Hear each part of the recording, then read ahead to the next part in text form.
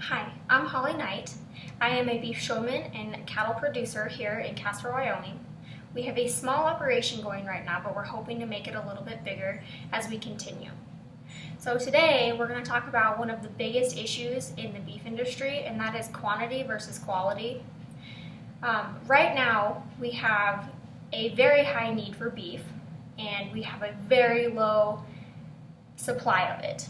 So when we look at all of the numbers in 2014, and this is according to beefusa.org, we were consuming 25.5 million pounds in 2014. They do not have the stats out for 2015, seems it is still 2015.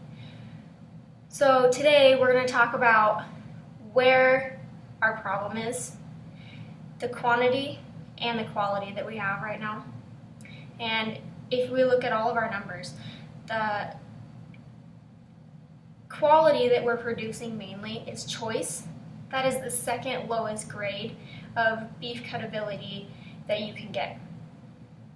So in our first point here, we're going to talk about the numbers and why we're having this issue. So from 2014 to 2015, we saw a 1% increase.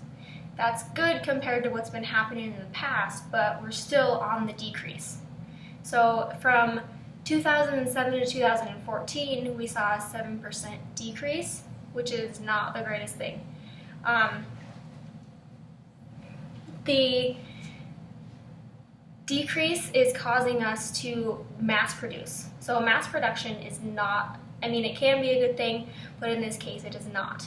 So when we look at mass production, we're looking at increasing the amount of feed that goes into them in a short period of time. This really is just increasing their fat cover that they have and not increasing the quality of the meat. So when we look at our second point today, we're going to look at the quantity that we have. So we are roughly 24 million right now in beef, and this is quite a decrease from what it's been.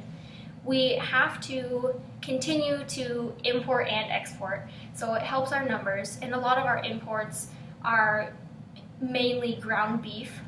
So since those numbers our exports are actually up, and our imports are way up because we don't have the numbers that we normally do.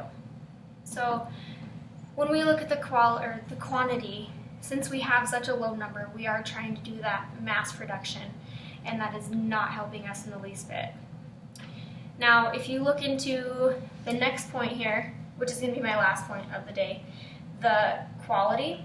So when we do try to increase what we're feeding them and get them to a slaughter point in a smaller period of time, we are looking at a lot of issues. So this really increases our dressing percentage, which is the bad things that come out of the animal when it's slaughtered. So roughly 60% of what comes out of your beef animal when it's slaughtered is dressing. So that includes your blood, your intestines, your hide, those types of things. So the only thing that's really manageable out of that is your meat, tongue, tail, heart. Those are really the main things that people are looking for when they're slaughtering. So with this, we're trying to find other ways to get those numbers that we need. So when we do, for instance, we are taking a lot of smaller animals such as pigs, sheep, chickens, poultry of any type.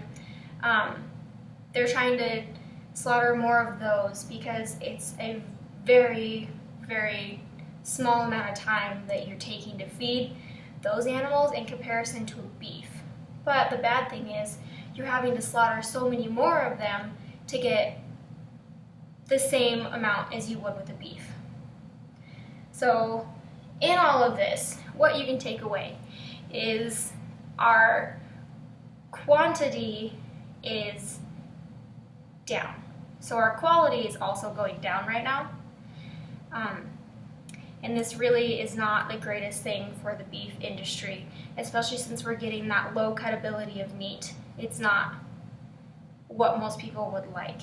So in this, I hope that you take out and you learn a little bit from this in knowing what it means to have lower amounts of quantity and quality.